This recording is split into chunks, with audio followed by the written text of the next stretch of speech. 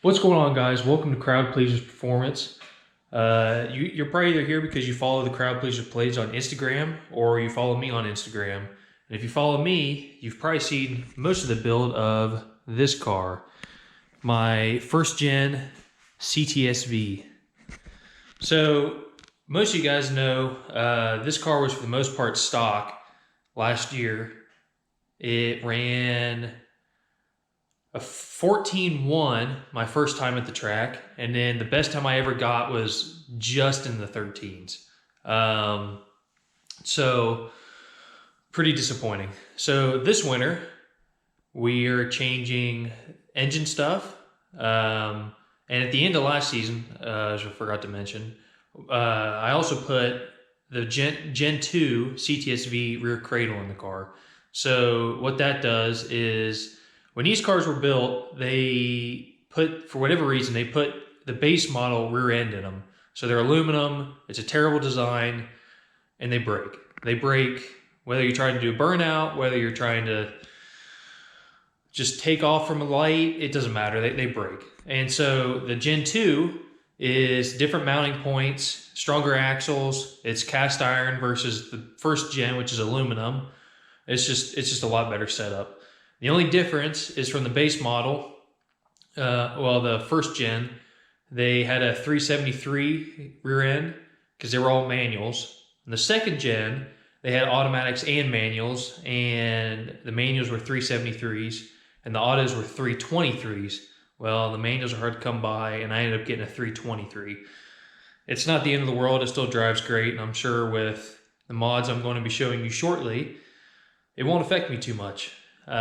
So if you do follow me on Instagram, you probably know most of the mods I've already done to the car, but I'm going to go over everything with you again. So let's get at it. All right, so starting off with the suspension on the car. I already told you it does have the Gen 2 whole rear cradle. Everything that is on the cradle is a Gen 2 CTSV. As far as suspension goes, I have Megan Racing coilovers on all four. I do have Hodgkin sway bars in the front. I had them on the rear, but when I swapped cradles, the V2 sway bars are actually just as good, if not better, than the Hodgkins, so I'm not switching them over. As far as looks, I painted the brakes in orange metallic, which you will see here in just a minute on the engine. I think that's it. I didn't change anything else. Everything else is the same. So that's it for suspension. Let's get to the good stuff. So, like I said, if most of you guys are following me, you already know I put the LSA supercharger on my LS6. So it's basically a stock LS6.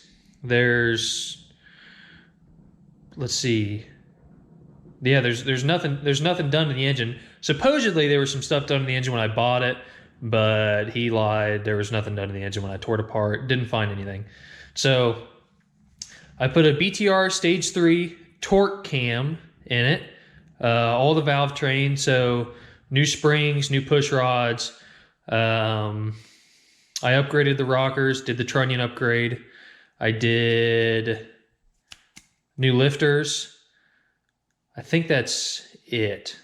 I didn't do anything else. And then here's that orange metallic I was telling you about. It's the exact same color as my calipers. I repainted the valve covers, repainted the supercharger lid, and then I also repainted the coil brackets black. I mean, you can't really tell there. But so this is a stock supercharger. The only thing I did is, it's probably hard to see, but I did just a little bit of I wouldn't even say it was port work. I more just cleaned it up, smoothed it out a little bit on the snout. I might not see any gains from that. I don't know. I'm not worried about it. I just wanted to mess around with it a little bit. So smoothed that up. I don't have the pulley on right now, but I did upgrade to a 2.5 Grip Tech pulley. From the factory, it's like a 2.95. So it's a little bit smaller. Should see decent numbers from that. Went with a LSA balancer. So the only thing that's different is from the first gen, CTSV. It just has the 2 pulleys. And then for the 2nd gen, it adds the 3rd for the supercharger. So I have an LSX Concepts race drive setup. So it'll be, the supercharger will have its own belt. Most of the V1 guys send their supercharger snout to Jesse Olson, and he machines it down. He puts his own pulley on there. That is the offset of the CTSV, the 1st gen CTSV offset. So all you have to do is get a longer belt. Now you can run the supercharger. That's definitely a nice setup, an easy setup, and they've actually made over 600 horsepower pretty easily. But to me, I don't remember what the price was, so I'm not going to say, but for the LSX Concepts, it was about $600. So now I'll have my own, it'll have its own belt driven, it's standalone belt driven. So that'll be nice. Let's see. So nothing else has changed. As you can see over here, the battery was here, but I relocated that to the trunk. And what I'm going to do is I'm going to put a plate here, an aluminum plate, and I'm probably going to put my fuel pressure regulator there and just run straight over to here. That'll make that really nice and clean. Probably going to have to replace my power steering pump at some point. It's being pretty whiny lately. So probably going to replace that. For the most part, that's honestly it. I don't think there's anything else. Oh, with the race drive setup, you do have to change to the LS3 style water pump or the LSA. They're the same. You have to go to that style water pump because it moves. So actually, I got my LS6 water pump here. I'll just explain it. I'm not gonna get the other water pump out just because it's boxed up under the shelves and be a pain in the butt. So the stock LS6, the water port comes out here, and on the LS3, it comes out on the opposite side. That's the only difference. So it bolts up the exact same.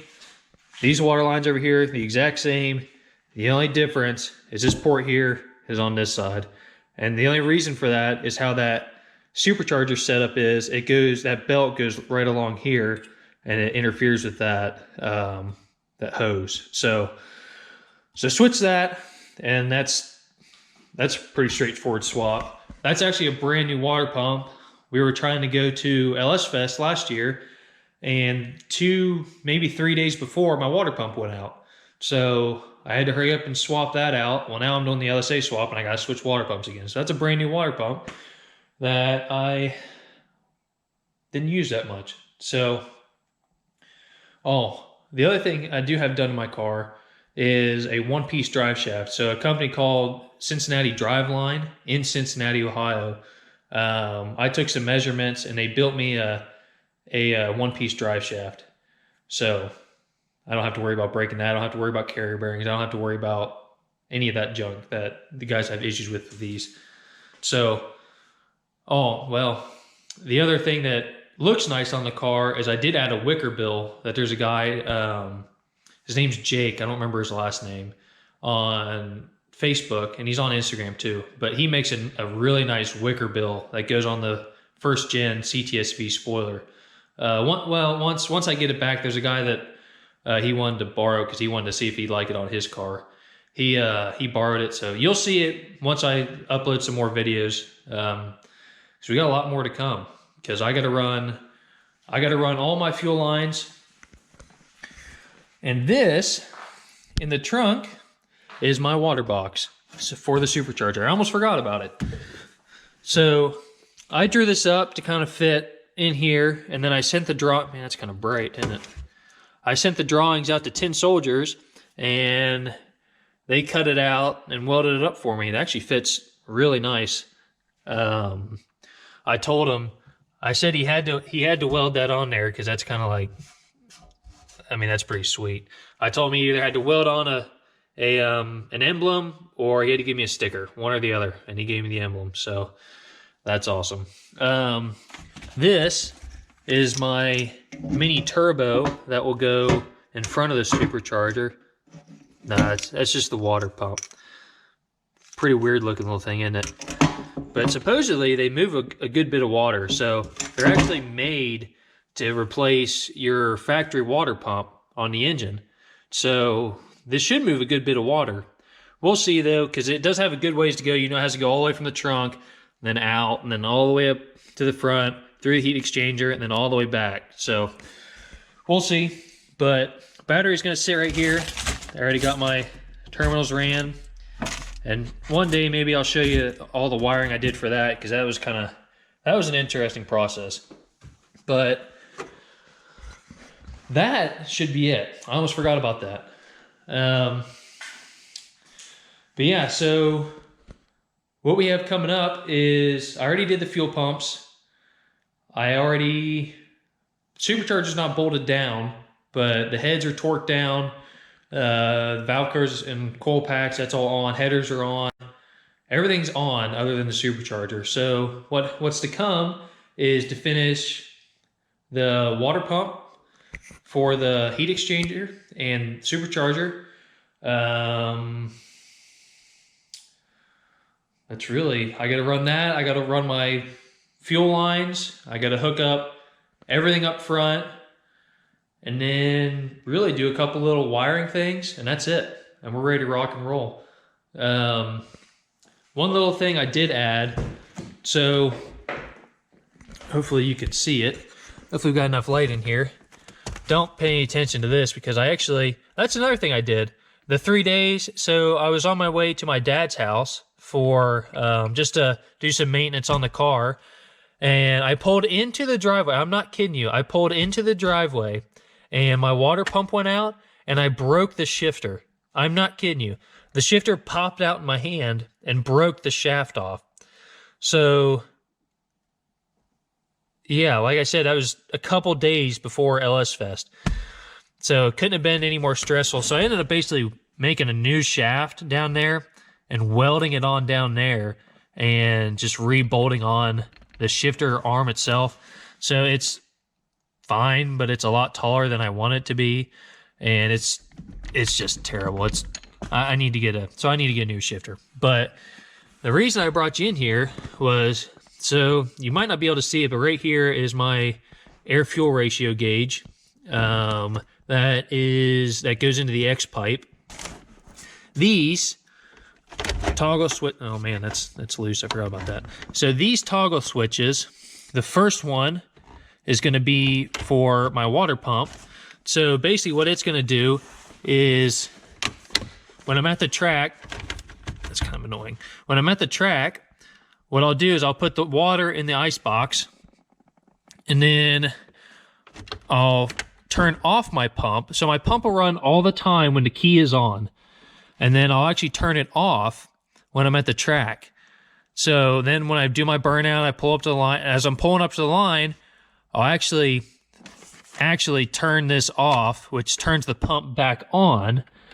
And now I'm getting cold water straight to the supercharger. Whereas before, it'd be running the entire time the key's on, and you would lose your ice faster. So that's what that one is. This one, so I did 2 Walbro 450 pumps in the tank. So this is actually just a backup switch. Worst case scenario, and my primary pump goes out, because how I have it set up is my primary pump will be on all the time, and once I get up to like 3 psi, I'll have a Hobbs switch that'll kick on the second pump. So I'll have plenty of fuel pump, and I'll probably be going E85. But so this is just just in case my primary pump goes out. All I have to do is flip this on, and now my secondary pump's on. So it's kind of a backup just in case, so I don't get stranded somewhere. Or, maybe the car's not getting enough pump for whatever reason, or my Hobbs switch isn't working. I'll just flip that on, and then I'll be fine. And then the third one, that's actually just, I had the room and I had the switch, so I went and put a third one in there just in case. Because you never know what you're going to need, and you never know what you're going to do. And what you're going to need a toggle switch for. That should be it, because I got to put the heat exchanger on. I got to finish the supercharger and all the drive stuff for it, a little bit of wiring, and we're ready to head to the dyno. I'm ready to see what numbers this thing's gonna put down. It should, I'm hoping to break the 600 mark. We'll see, but that's the goal. So stay tuned, and I'm gonna try and walk everybody through my entire process from here on. I'm behind, but from here on, I'm gonna try and walk everybody through the process. So either go follow me, go follow Crowd Pleasers, and follow this page, and you'll see all the builds. See you later.